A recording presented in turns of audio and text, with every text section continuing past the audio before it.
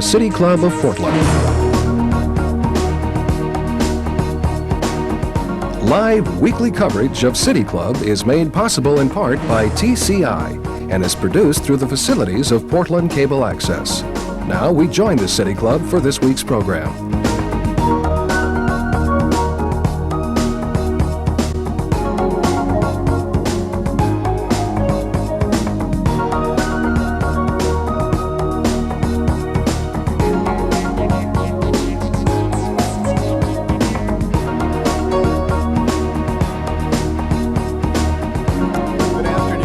Welcome to the City Club of Portland.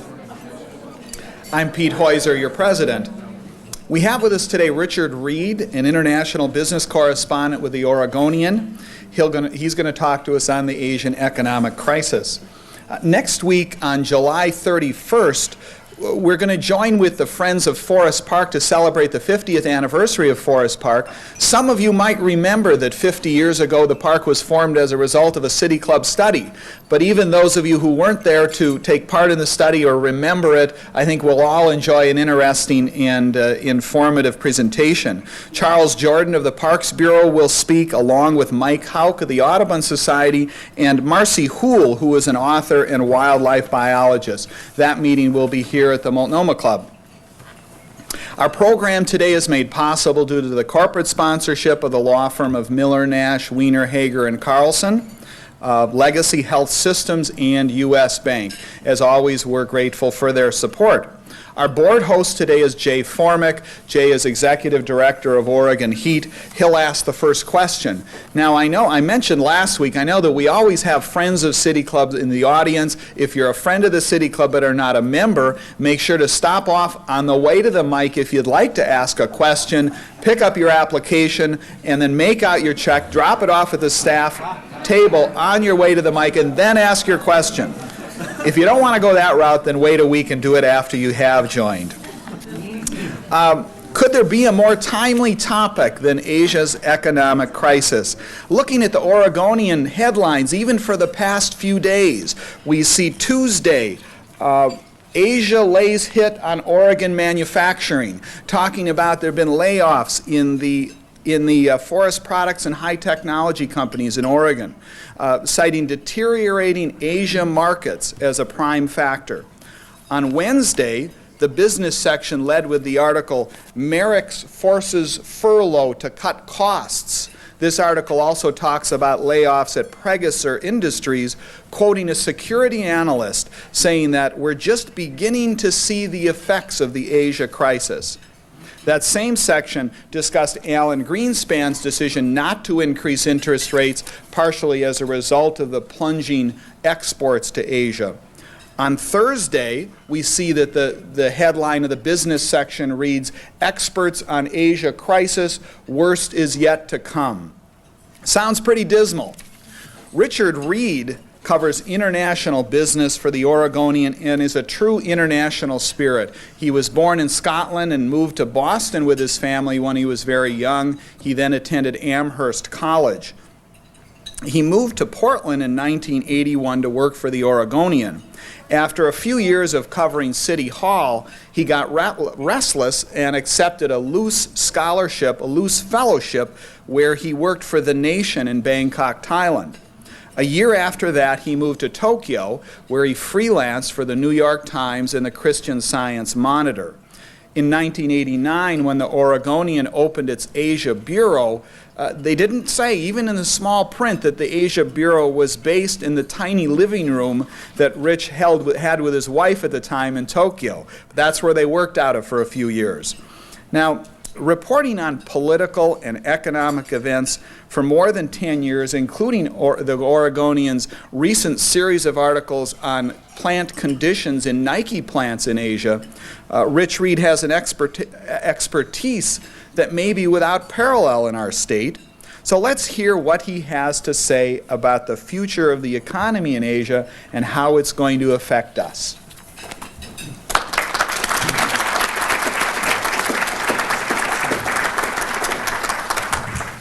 Thanks very much, Peter.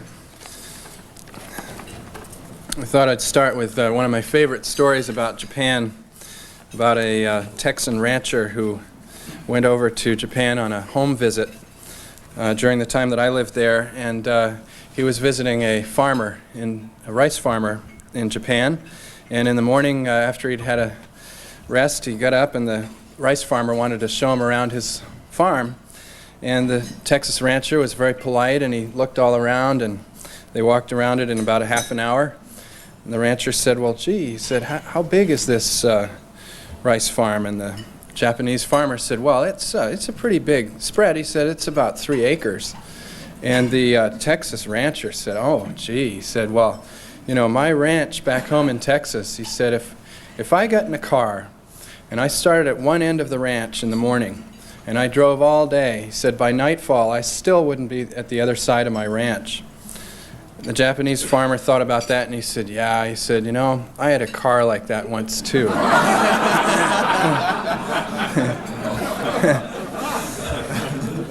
Well, the reason I begin with a farm story is that to report on the Asia crisis, back last spring I went up to a little community beyond Moses Lake, Washington. There's a community up there of Hutterites. They're a little bit reminiscent of the Amish. They're named for Jacob Hutter, who is a 16th century Anabaptist. He was from Moravia. And these people live very much in a communal and somewhat traditional way. The women wear long dresses and bonnets, and they wear their hair long, up in buns. The men wear dark pants, suspenders, hats.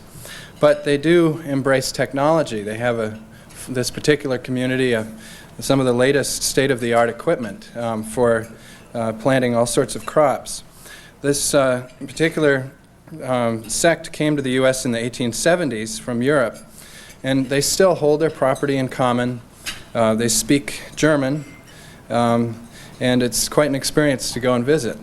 You thought this was going to be a talk about Asia, and it will be. The reason that I went to visit them is that they grow mainly potatoes, and those potatoes are cut up in Hermiston, Oregon, in a J.R. Simplot plant into French fries. And most of those French fries are frozen and exported to Asia. So I saw this as kind of a case study, a way to perhaps bring the whole Asian crisis down to earth and see how it affected people here in the Northwest.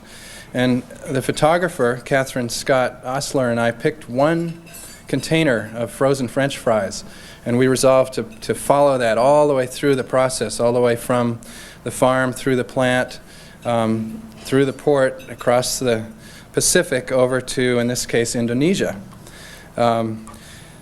Why French fries? Why would that be something to pick? Well, McDonald's restaurants, along with Kentucky Fried Chicken and Burger King and other fast food outlets, think of them what you will, but they're often the first American companies that get into the third world. And they're a sign that there's an emerging middle class. J.R. Simplot, the company out of Boise, ships about 4 million pounds of frozen French fries per week to Asia. And when you figure that there's about 600 million consumers between Tokyo and Jakarta, you can see why that's such a good market for them. Now, why is Asia's middle class so important? Really in 3 ways. During the years that I was in Asia, you saw this tremendous emergence of a middle class as those countries developed so fast. And the middle class became kind of the new center of economic development that would propel those economies forward. They were important also, secondly, because they became the main customers for our goods here in Oregon. And as you know, we had very fast-growing exports all during the late 80s and early 90s from here. And thirdly, they're important because the middle class in Asia has helped build and strengthen democracy in several countries. Now, in 1986, when I first went to Asia, I remember going to Hong Kong, and there was a viewpoint in which you could look across the border into mainland China. And I had thought of China as a communist country, and I looked across into this area of rice paddies, and then sort of it looked like a city, and then towering above it all was this Japanese big billboard for Sharp Electronics. And I realized there was something happening here, and sure enough, when I moved to Thailand, you could just feel the economic development taking off. It became the world's fastest growing economy during the mid-'80s and late 80s. I moved to Tokyo. My wife and I arrived there in 1987, and that was very much in the glory days of Japan's development. That was during the days when people in America thought of Japan as invincible. That was when Japan was buying Rockefeller Center, Pebble Beach Golf Course, real estate in Hawaii, and so forth. I remember these lavish corporate parties we used to go to, and the Nikkei stock index was around 40,000. Today it's below 16,000, in that range. Japan used a formula to develop, and it involved good education. Japan has 99% literacy, which is amazing if you ever try to figure out their written language. It has very stable politics. The 5 decades before the 30s and the 3 after World War II were quite stable. That allows economic development. And of course, Japan powered its development mainly through manufactured exports. They had an honest class of civil servants, very high savings rates, and a high degree of social equity. And they used land reform to make sure that there was also equity. That came in during the U.S. occupation. The little dragons, so-called, followed Japan's same formula. Korea and Taiwan, Hong Kong, Singapore, and other countries have tried to apply it too. China with quite a bit of success. The holdouts in Asia, of course, are still countries including Cambodia, which has been plagued by political instability even today, Burma, North Korea, which is so isolationist and still a Stalinist state, and then the Russian Far East. During the time I lived in Asia, Asia became a region. Before then, I think people would think of themselves as South Korean or as Burmese or as Indonesian. Now people realize that they're all in one economy, in a sense, together. This product that I picked to follow, the French fry, it goes through this plant in Hermiston. It's blessed there. The process, it turns out, is blessed by a Muslim cleric, because in this case these fries were going to Indonesia, a Muslim country. I found out all sorts of things about French fries. The fact that when the potato hits the knife, it's traveling at 35 miles an hour. Lots of interesting trivia. I rode the truck from Hermiston to the port of Tacoma and interviewed the captain of the container ship there that was to carry these fries across the ocean. Then went to Beijing and north of there, where Chinese farmers are learning how to grow potatoes which would be suitable for French fries. And there, compared to the Hutterites, who use this very sophisticated agribusiness approach of circle pivot irrigation, very large-scale farming, these Chinese farmers are much like the Japanese rice farmer who I described at the beginning, very small plots, and they have to hoist the potatoes by hand onto the trucks. So these are people who survived the Cultural Revolution and are now supplying McDonald's. We met up with the ship in Hong Kong, and the ship kept steaming along through Asia as the Asian fallout continued. This was back in early May. Now, how did this miracle, this incredible development that I talked about, begin to fall apart? Last year, a little over a year ago, Thailand began experiencing some problems with its trade and exports, and the international currency traders sensed weakness in their economy and started attacking the currency, the baht. They began driving it down. And the reason that one of the reasons that Thailand's economy had grown so fast was that there had been this huge surge of investment from Japan in the preceding years. Originally, it began as very productive investment in factories and other things that can help make an economy grow. But little by little, it moved into these lavish resorts and hotels and office buildings that could only be filled if all the boats kept rising. And of course, as we know, that this ended up caving in, and there was this avalanche of currency devaluations across the region that went even as far as Korea. And in the course of this, there was exposed a culture of corruption and nepotism and inside deals in Asia. I think the worst was Indonesia, and that was kind of why we picked some fries that were going there, so that we could look at the situation there. It's come out more recently that the World Bank softened reports on the Indonesian economy for years, with the idea that they could help attract capital perhaps by making it look better than it was. My friend Marcus Broccoli with the Wall Street Journal has done some really good reporting on this lately.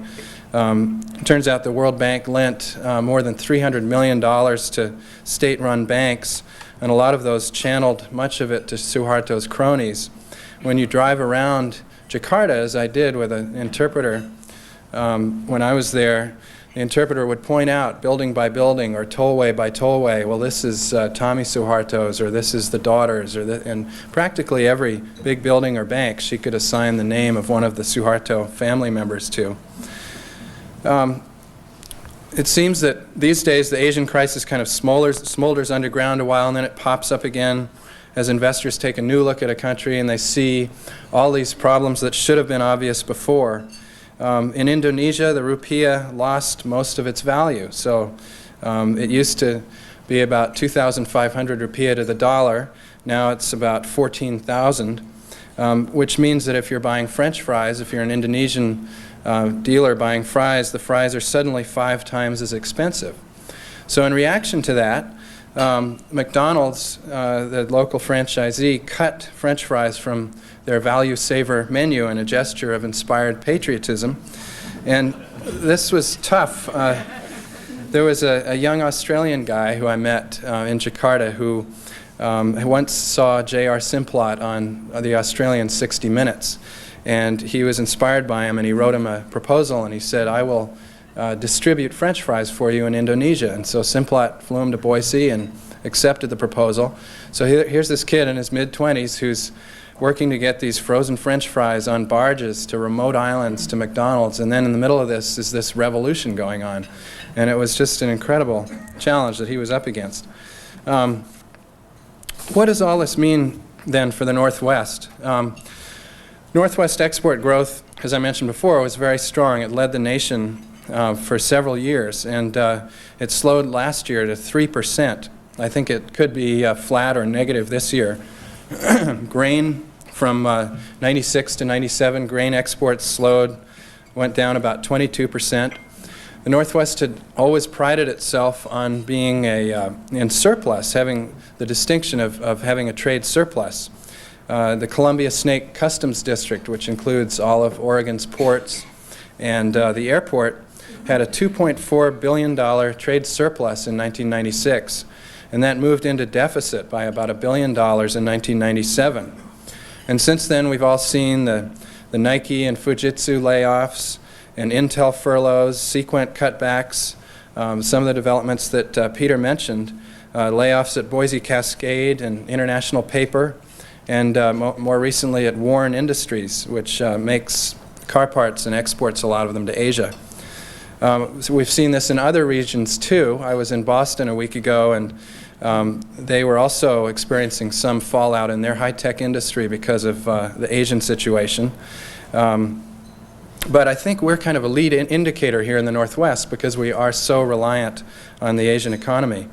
And in the middle of June, I began calling around to employers in Oregon, and it was really striking the number of layoffs in both the high-tech and wood product sectors.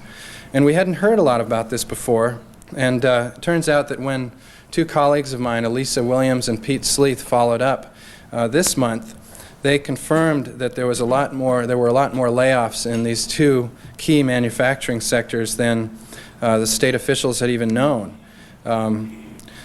This follows a 6-year expansion in Oregon in which employment has grown by about 280,000 jobs, which is more than 20%. So the combination of these 2 sectors going down and then a downturn in construction, which we're seeing now, could, for the first time in years, bring Oregon's economic growth national growth. I think Oregon's economy is especially vulnerable right now. I think a downturn in the domestic economy or even in Europe or the Latin American market could really hurt companies here. Now, nationally, we're also seeing a bit of a slowdown with employment and industrial production flattening, consumer borrowing slowing. Until now, Asia has had quite a beneficial effect on the national economy, helping ward off inflation and making Greenspan's job easier. But I think that this Asian crisis is now the biggest single threat to continued expansion. In Oregon, the state officials are not counting temporary workers when they go out and figure out statistics on job loss, so they've been kind of understating the problem. When you look back, you consider that state economic officials brought a lot of high-tech companies here in the late 80s and early 90s. They brought a lot of hardware companies, companies that made chips and boards. Washington, meanwhile, developed software. That looks, in hindsight, a little smarter. Some of these hardware companies are much more easily moved abroad. I mean, if you look at a company like InFocus, which makes multimedia projectors, they're now talking about moving abroad for manufacturing. And I imagine the same thing could easily happen with some of the chip plants that came to Oregon. Even a company like Hewlett-Packard in Corvallis, which makes inkjet printers. I mean, there's no reason they couldn't relocate that to Malaysia, let's say, or another country where the wages are now much cheaper. So I think the state is going to have to work hard to try to retain a lot of these industries. I mean, if you look at Scotland or Ireland, they do an excellent job. Once they bring in a plant like Fujitsu, they'll do an excellent job at giving it incentives to stay. And that's something we're going to have to concentrate on. Now, personal income keeps growing in Oregon. A lot of that's due to the stock market. The market is up in part because Asians have been moving money to the U.S. So I think if Wall Street takes a hit, we would really feel it here because things are a bit precarious. The state of Oregon has become kind of addicted to a lot of this growth. It's relying more heavily now on income tax since the property taxes have been limited. And so there again, I think it could be a shock if suddenly people weren't getting the income that they're now getting from stocks. The French fries did end up in Asia. We did find the McDonald's where they were served. We went and interviewed some families who were eating them. It was kind of interesting. I'm not going to tell you exactly where the French fries ended up because you'll have to buy your Oregonian. But even that, there was kind of a twist at the end of the story. I did end up, though, in Indonesia really on the last day of my trip. I was there when the riots broke out, and I remember opening my curtain in the hotel room and looking out and just seeing the whole city on fire and tanks rolling in the streets. It was very hard to even get out to the airport because they were tipping over cars and pulling people out, torching them. In the end, about 1,200 people were killed in those riots. But the photographer and I managed to get to the flight. We had a very resourceful cab driver. We flew overnight to Japan, and there was an incredible contrast there. There was this sort of surreal calm after Indonesia. We spent the day in this little town near Narita Airport interviewing people on the street. And what was striking was just the extent to which all of them, when I asked them about the tax cuts that the Japanese government is extending to try to stimulate the economy, all of these people said that they plan to save that money and not spend it. So where will Asia go from here? I went to a conference yesterday in Portland at which there were a lot of experts on Asia and the Oregon economy, and they shied away from making predictions. So I sort of feel gun-shy too, but they were talking about recovery of Asia now in 3 to 5 years instead of 1 to 2. There's definitely, though, 2 countries which we all need to watch, and the main one is Japan. Today, the Liberal Democratic Party in Japan selected the man who's likely to be confirmed next week as Japan's new prime minister. He is Keizo Obuchi. He's the current foreign minister, 61 years old, and he's a longtime Japanese politician elected in 1963 at the age of 26, I believe, to fill his father's seat in Parliament, and he's been re-elected 12 times. So in a way, you could say that with somebody like that, you would expect more of the same. But I think people in Japan know there is a consensus now that they've got to do something to address their banking problem, also to revive consumer spending, to open their markets to imports, and to begin to lead Asia out of the mess. If they don't do that, if they continue waffling, the currency speculators could move in just the way they did in Thailand and start selling yen. Some think the yen could go even to 200 to the dollar. And this would put a lot of pressure on China also to devalue. China is the second main country to watch in all this, because if China devalues the renminbi, as Denny Barnes, the former Commerce Department chief here in Portland, said at this other conference, he said, you better run like hell, because that would force other countries, in order to keep their goods competitive with China, to devalue currencies, and you'd see a whole other wave of currencies throughout Asia, which could even throw Asia into a depression. Now, weaker currencies are not all bad for us here in Oregon. Imports support jobs here. We're seeing a surge of imports. Even for French fries, the market may get worse in Indonesia because people can't afford to go to a McDonald's. That's a real treat for somebody in a third world country to be able to afford to go to McDonald's.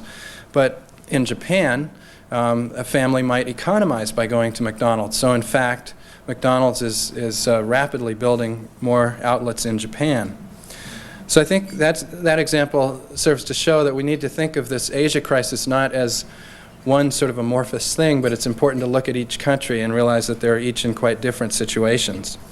There's still some niche markets for Oregon products that are doing well in Asia, products like blueberries or grass seed or wine. Tektronix bought a Malaysian supplier in June. I think other Oregon companies might be going abroad to buy companies with these bargains. So I think business people have to get a lot more sophisticated about Asia. And I think everybody should learn more about Asia, all they can, especially China. In 25 years, it may have the largest economy in the world. It has huge influence on the situation in Korea, on the arms race, on human rights, on the environment. So I hope that people here in Oregon would boost programs on China in schools. And another thought, maybe the most important outcome of this Asian crisis, other than this gutting of the middle class, has been the rise of China and its eclipse of Japan in some sense. I mean, now people are looking at China as really the only bulwark for continued economic stability until Japan gets its house in order. I think it'll be a long time before countries, though, like Indonesia, are going to be able to rebuild. The new Prime Minister of Japan is kind of bland. As I said, he's been 35 years in Parliament. But I think that he's probably the best choice in that he's a master at forging compromise. And I think at this point what Japan needs to do, now that it's achieved some degree of consensus on how to lead itself out of this problem, is to get down to making the deals to make these packages work. They need to do at least three things. One would be a major tax cut permanently as part of a stimulus plan. Another would be to close down insolvent banks, go through them one by one, figure out which ones have too many bad loans and close them, and farm the good loans out to other banks. And another thing is to deregulate, which would create new incentives for investment in Japan. And that would stop this flight of capital, some of which has been coming to the U.S., and stabilize the yen. And that would take the pressure off China and hopefully lead Asia back to recovery. So I'll stop there and take any questions that you might have.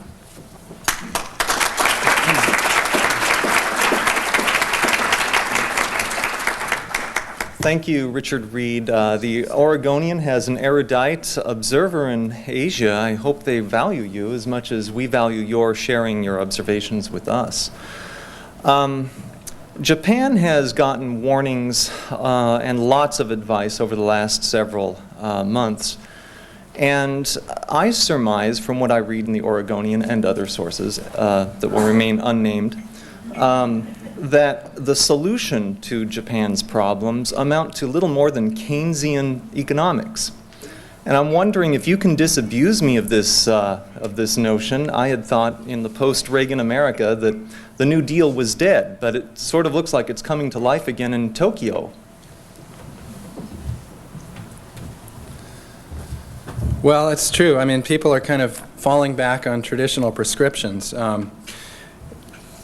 I guess one difference would just be that Japan has already tried the route of spending huge amounts of money on public works, and they're realizing that that just doesn't have the effect of stimulating the economy that giving money really to consumers to spend might have. I mean, if you put money in the hands of consumers, and at the same time you build confidence that lets them go out and spend, the theory is that you can really begin to stimulate the economy.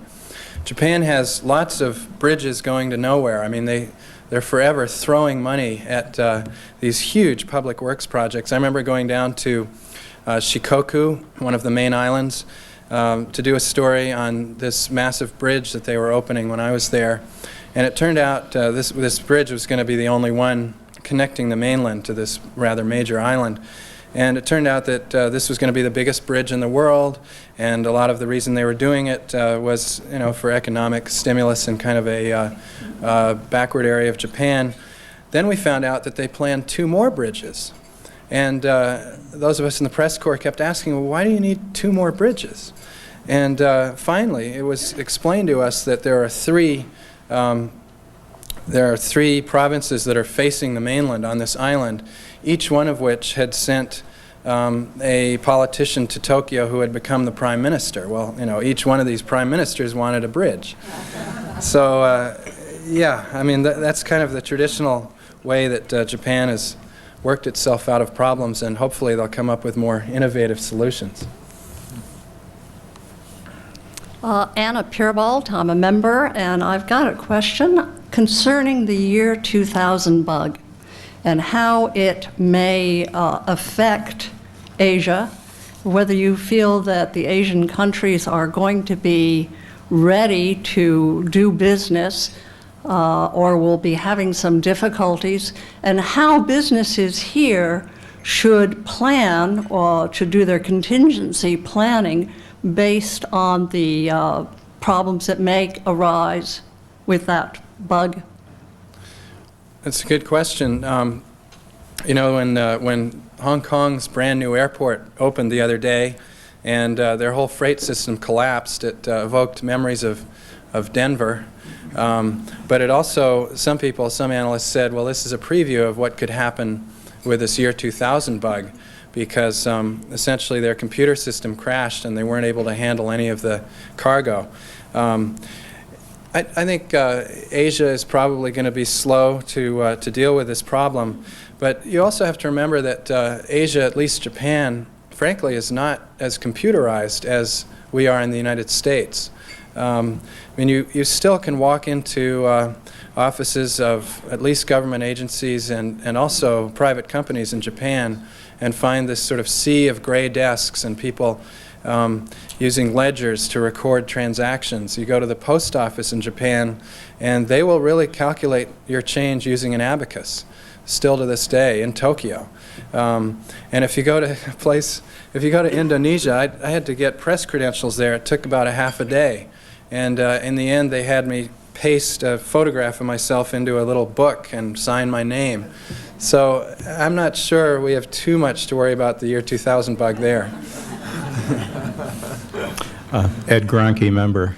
At the height of the Indonesian crisis last year, as I'm sure you remember, there was a very lively debate going on between 2 groups of economists, one with the IMF and the other, I believe, I don't remember, was Princeton or MIT. MIT. Anyway, MIT, advocating the establishment of a currency board and tying the baht to the dollar, and they were citing the success in Argentina of this in stabilizing the currencies.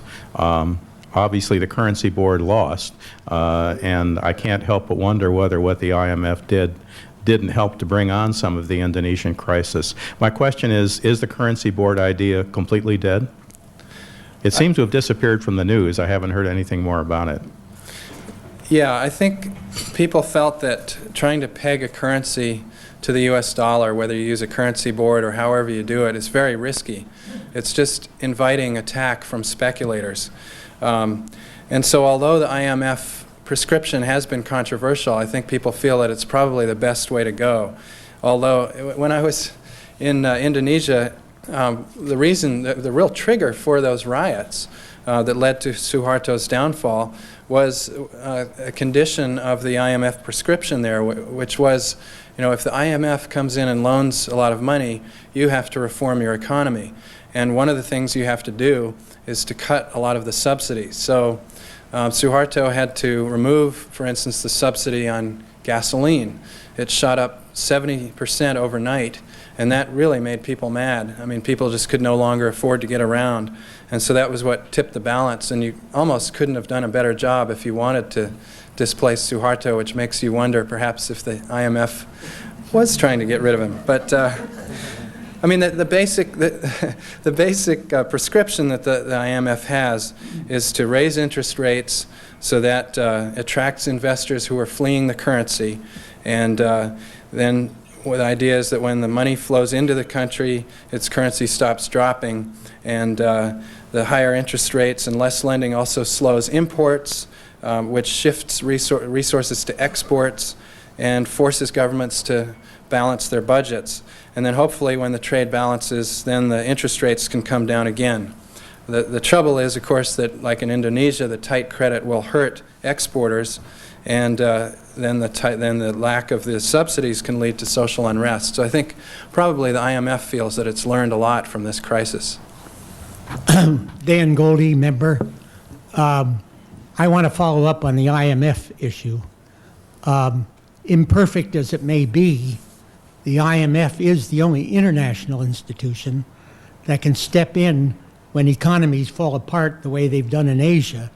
And unless the United States taxpayers want to put up the multi-billions to help stabilize these countries, the IMF is the only institution around that can do it.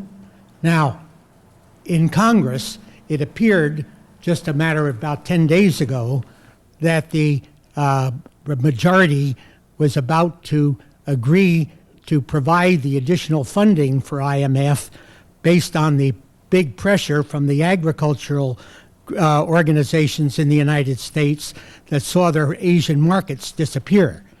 And now what's happened is that the social conservatives have again moved in and are holding the IMF appropriations hostage, so the whole issue of IMF monies have been moved back to September. My question is, what is your view of how much danger we could be in given the Russian situation and the possibility of the Asian flu spreading if the Congress does not permit the United States to put in its share of the IMF funding?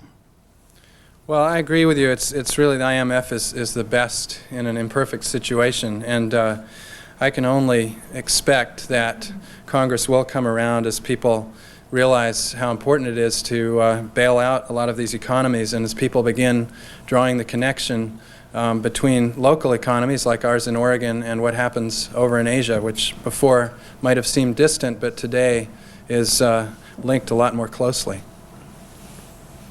My name is Ed Marks, and I'm proud to be a City Club member. And my question for you today is that our local politicians, when they run for office, like to talk about preserving the quality of life in Oregon. And yet one connection they seem to have a difficulty in making is that the primary ingredient to the quality of life in Oregon is jobs, decent paying jobs. And is there some way that we can make them understand, get them to understand the importance of our trade with Asia? I suspect that very few of our politicians really know very much about economics or how it works and how vitally important it is to our economy in Oregon. Well, I think people at least are more aware about Asia and its importance than they were in the mid-'80s when I took off to Asia. And I think the awareness has grown as we've gotten more Japanese investment, some of the big plants that have come in and provided thousands of jobs. I think we could take a real tip from Asia in this regard and its technique of economic development and boost our education system. Because unless you can train people for the good jobs, you end up opening plants and bringing people in from other states and other places. And so I would hope that Oregon would take a cue during the remaining good times to fund its education system a lot more aggressively.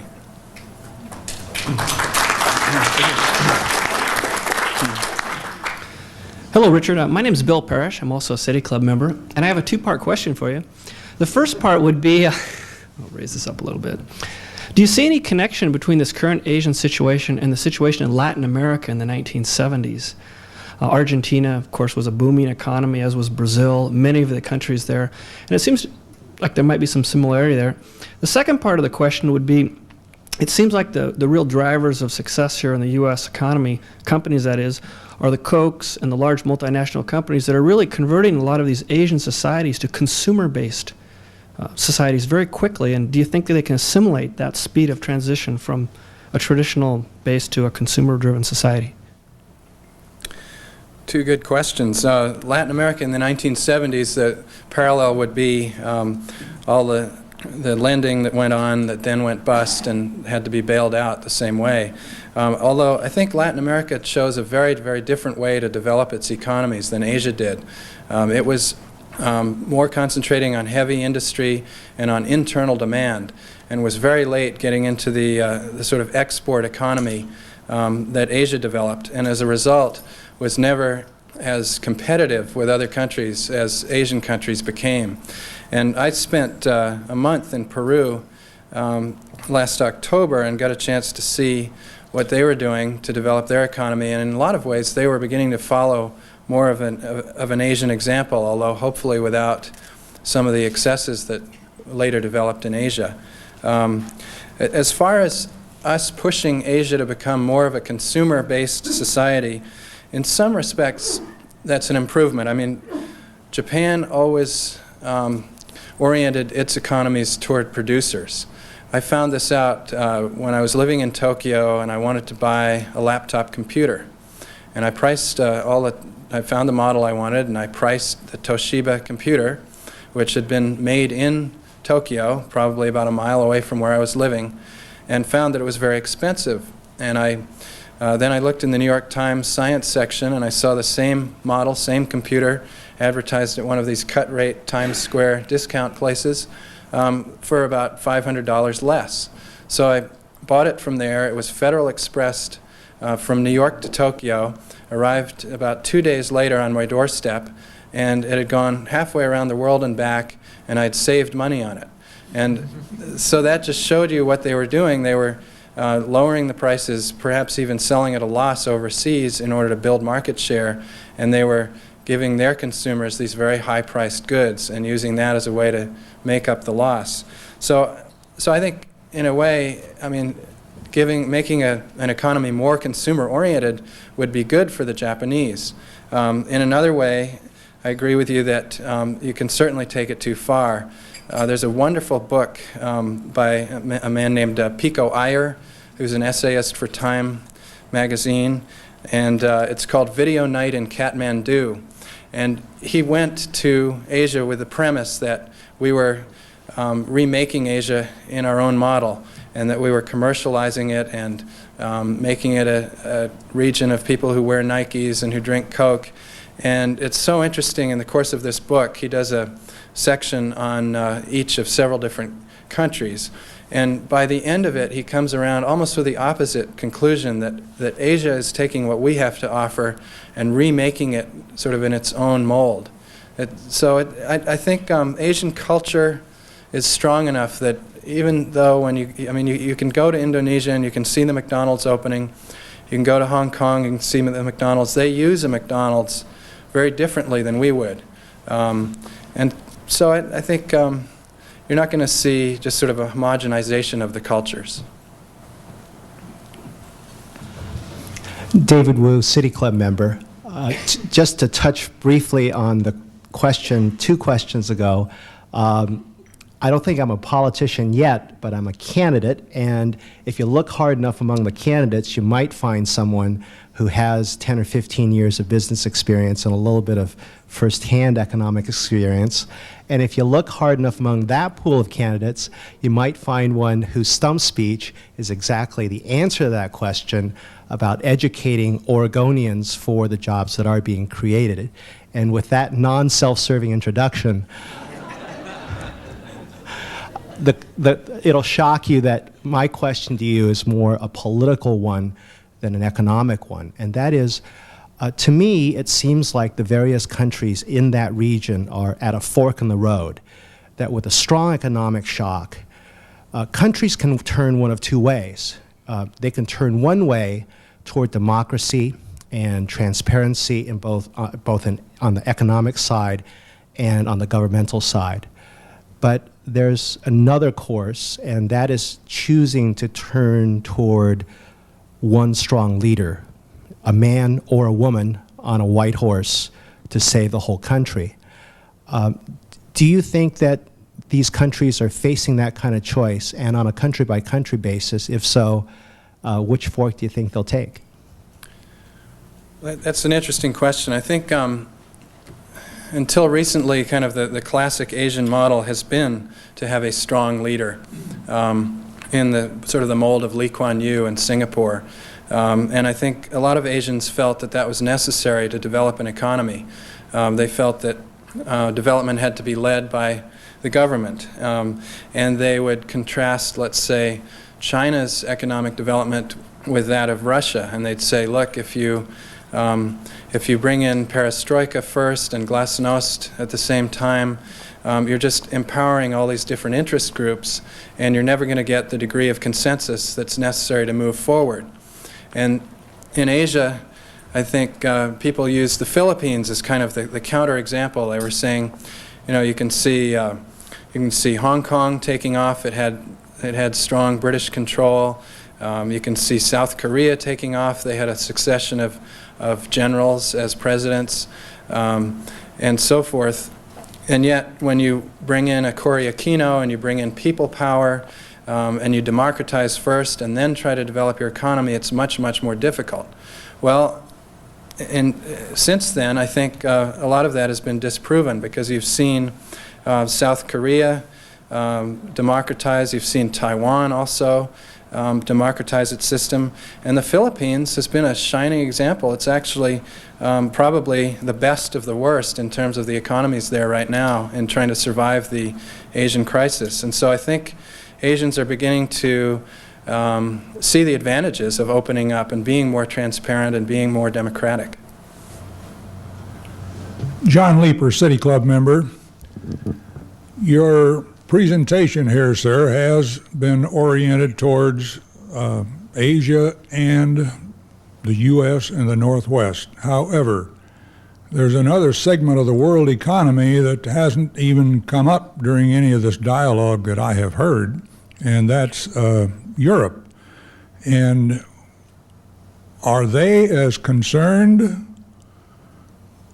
about Asia as we in the U.S. seem to be, or are they immersed in their own anxieties about their own problems? Well, I probably don't follow Europe as closely as I should. It's a good question. I know that, of course, they are immersed in their own situation, moving toward integration, but they also have had huge Japanese investments and investments from elsewhere in Asia and have growing trade with them. And so I expect that they are very concerned about what's going on there. I know that in Oregon, a lot of our high-tech companies depend on Europe for their markets, even more than Asia so far. And so Europe is a place that you see a lot of high-tech companies turning now for sales. And we just, I expect that they hope that Europe doesn't also get dragged down by the problems in Asia. Let me just ask a question that was passed to me. Will you describe the relationship between government and business in Japan? Well, government and business in Japan have always gotten along very well. It's always been a very tight system, and led by the Liberal Democratic Party, which, as some people are fond of saying, is neither liberal nor democratic.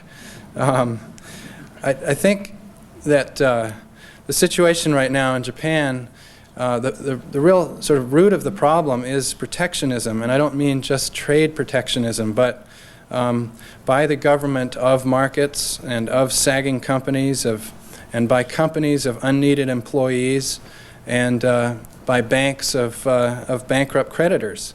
The government really has bungled this recovery. The government raised the sales tax just when they should have lowered it. Housing starts came down.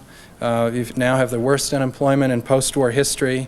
And as I said, the stimulus package was probably spent largely on the wrong things. So this kind of cozy relationship between business and government, I would expect, would begin to break down now as people begin to realize how drastic some of the steps are that need to be taken to bring Japan toward recovery.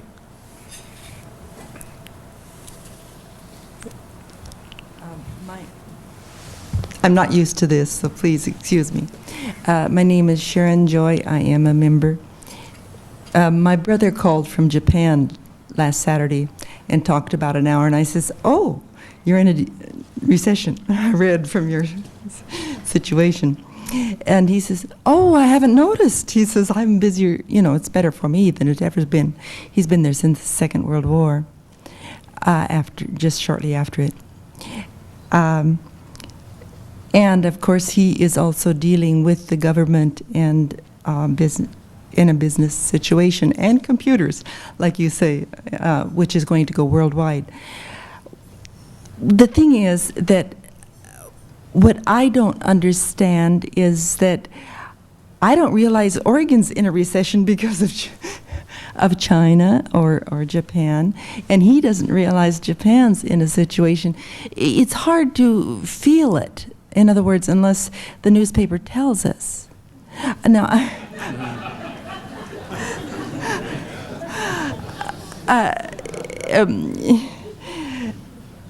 well, anyway, but excuse me, I don't really know what my question is except, gee, are we in a recession? Well, I certainly didn't mean to suggest that Oregon is in a recession, but certainly the really rapid economic growth that we've been experiencing for the last several years is beginning to slow. There's still economic growth here. But Japan is very much in a recession. It's certainly true that when you're in a recession, not everybody is going to feel that. And if you look at Japan's manufacturing sector, it's still doing really quite well in a lot of respects. The Japanese have a very high standard of living, and so for them to be in a recession, they're probably still going to be enjoying life a little more than a third world country that goes into recession. And lastly, the Japanese banks, until now, I mean, they've acknowledged that they have $600 billion in problem loans, but I think that's understated because a lot of the loans that are still on their books, listed as still good loans, are going to prop up businesses which essentially borrowed huge amounts of money during the boom times. There was a great story the other day in the Wall Street Journal about a little machine shop outside Tokyo run by a husband and wife, and they're still rattling along. I mean, it said they had 3 employees, but they borrowed millions of dollars during the boom. Even bankers would come around and they'd say, let us lend you some more money, and the proprietor would say, well, I mean, I don't need any more money. What would I do with it? And the banker would say, well, just buy stock. So he did, and then the market went down, and now that same bank, though, continues to prop up that little company because it doesn't want to have to list that in its bad books.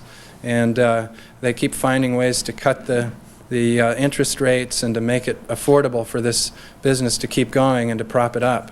And so that's why that business has not had to lay anybody off to date. But didn't Japan do that?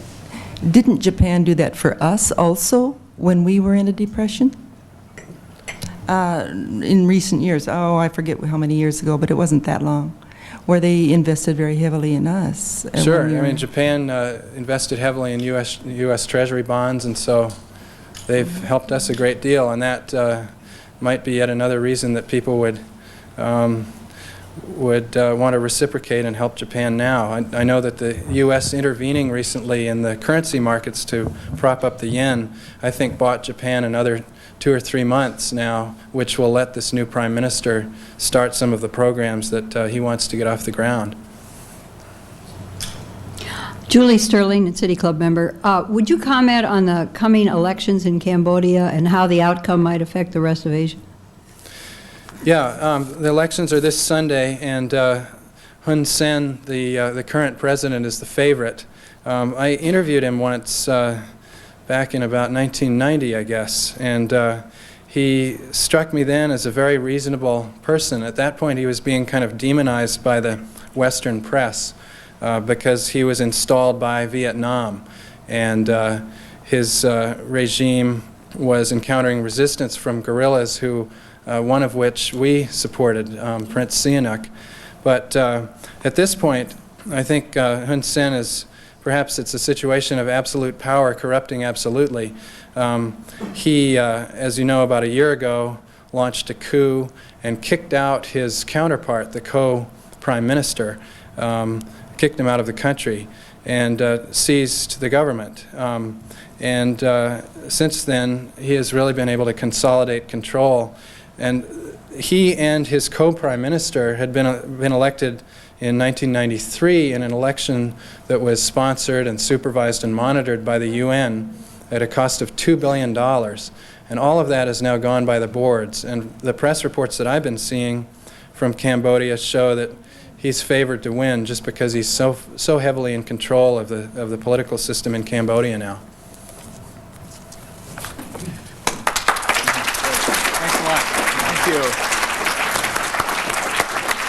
Rich, very good job of handling a wide variety of questions. We appreciate your being here today. We'll see you next week.